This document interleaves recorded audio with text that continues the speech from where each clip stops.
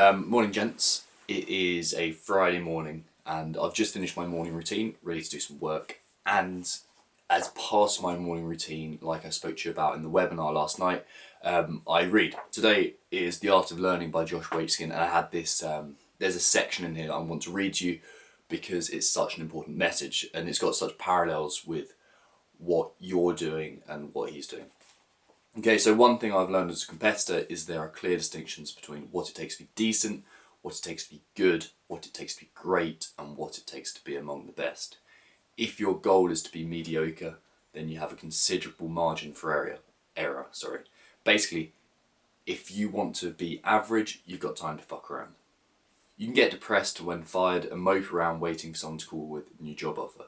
If you hurt your toe, you can take 6 weeks watching television and eating potato chips. In line with that mindset, most people think of injuries as setbacks, something they have to recover from or deal with.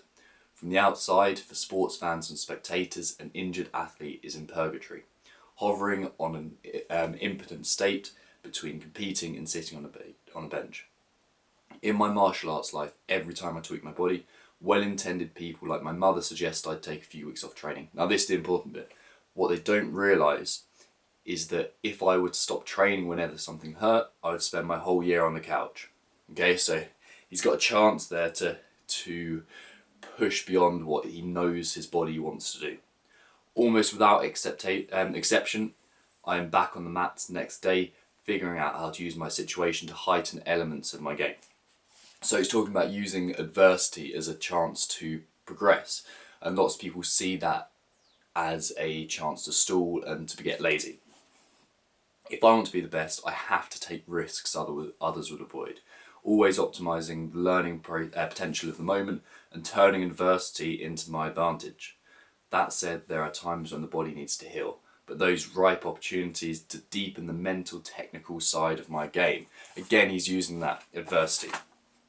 When aiming for the top, your path requires an engaged, searching mind. You've got to be switched on. If you want those results that you're looking for, you've got to be switched on. You have to make obstacles spur you to creative new angles in the learning process. Let setbacks deepen your resolve. Like, that's such a good phrase there. Let setbacks deepen your resolve. You should always come off an injury or a loss better than when you went down. Another angle on this issue is the unfortunate correlation for some between consistency and monotony. It's all too easy to get caught up in the routines of our lives and to lose creativity in the learning process. Even people who are completely devoted to cultivating a certain discipline often fall into a mental rut. A disengaged lifestyle that implies excellence can be obtained by going through the motions. We lose presence. It's back to that presence thing again. You're not switched on to the moment. Then an injury or some other setback throws a wrench into the gears. We are forced to get imaginative. So that's so obvious how that correlates to your training and where to go from there. Especially in regards to falling into a mental rut, like you're kind of switched on, like you've got this fixed mindset, like this is what I'm going to do. It's that daily monotonous grind, turn up to the gym, go home, whatever. But you've got to be creative, you've got to be imaginative and think, what can I do differently to push myself one step ahead of where I could be? So yeah, morning routines, get something like that in you.